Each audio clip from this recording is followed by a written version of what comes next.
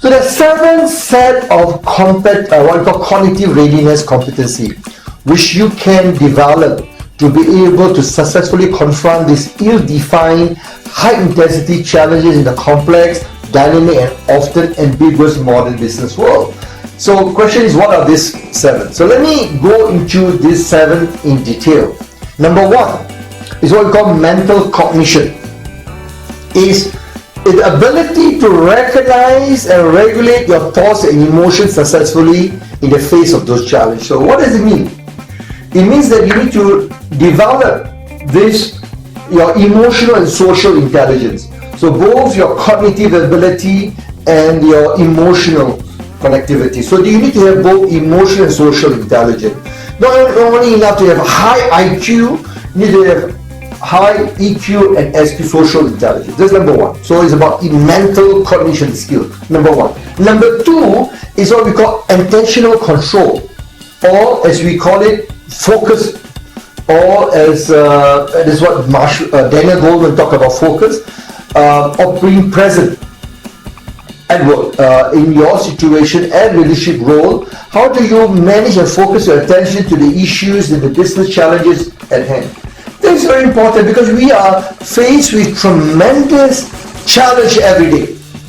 The influx of information, data that we face every single day create this situation where leaders are not able to manage that effectively. So that's attentional control. Third, sense-making. What does it mean? What do you mean by sense-making? Is the connecting the dots, the ability to see the bigger picture.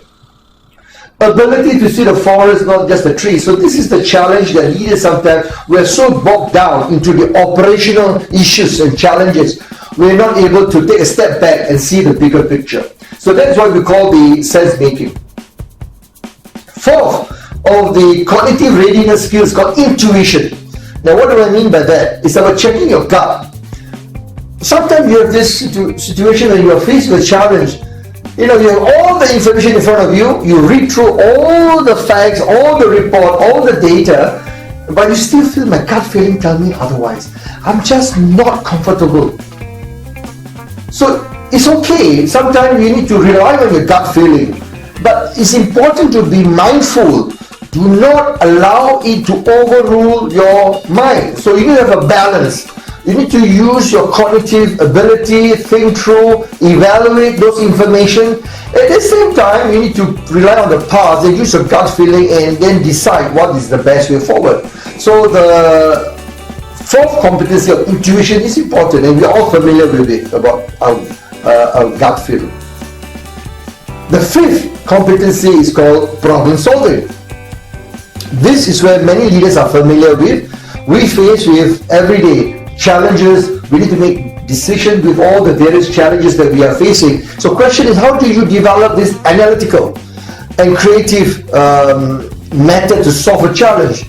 And how do you evaluate all the different options that come your way? When you deal with the multi-generational workforce, especially the younger millennials, the Gen Y, they will come out with ideas, options. So question is, how do you engage them? How do you develop the ability to discuss and use different tools to evaluate these options, to discuss together and decide on the best way forward? That's a problem solving. Number 6, adaptability.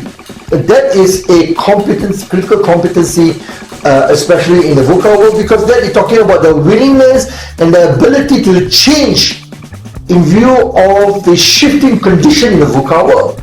Now what does it mean? It means that you need to examine, what do I need to do differently?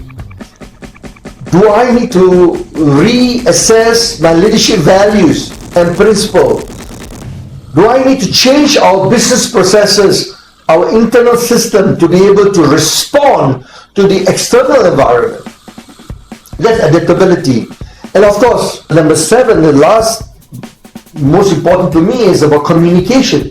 How do you inspire others? So communication is a skill. In the VUCA world, as we mentioned earlier, if I remember in the earlier module, I talked about the statement by General George Casey from the US War Command, Staff Command, and who clearly articulate that one of the biggest challenges today is leaders need to be able to articulate a compelling vision to act fast. So communication and communicating the vision inspire others to take action, and you need to use different leadership or communication style to ensure the message is being relayed. If you're dealing with the Gen Y, different style of communication or different mode of communication, they need to use the social media. When you deal with the Gen X or the boomers, again, face to face and different form of communication. The question is, can we adapt? We need to, and we have to, because otherwise we will not be able to be successful in the VUCA world. So let me just sum up. The reality is, to compete successfully in the VUCA world, you need to have this cognitive readiness skill. And all these 7 sets of competency are critical to help you to be a leader and to be able to transform your next generation of leaders to be successful and lead their team to success in the future. Thank you.